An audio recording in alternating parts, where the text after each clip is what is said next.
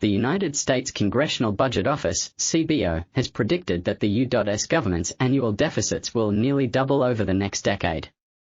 The United States government faces a significant risk of no longer being able to meet all of its financial obligations as early as June, as per a recent report. According to a May 12 report published by the U.S. Congressional Budget Office, CBO, the risk of the U.S. government defaulting on its debt in the near future stems from it having reached its statutory debt limit of $31.4 trillion on January 19.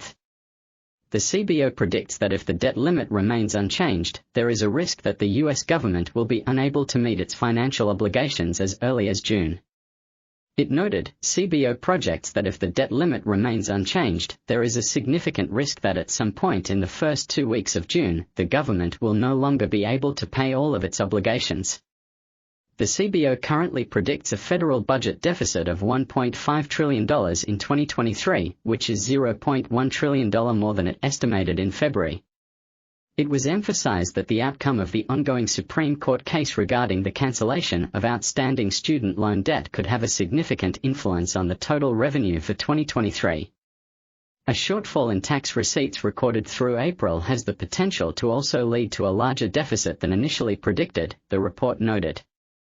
However, based on its projected data, the CBO does not anticipate a decrease in the deficit in the immediate future. In fact, it is predicted that the annual deficits will nearly double over the next decade, reaching $2.7 trillion in 2033.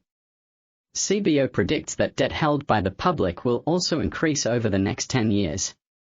It was noted, as a result of those deficits, debt held by the public also increases in CBO's projections, from 98% of GDP at the end of this year to 119% at the end of 2033.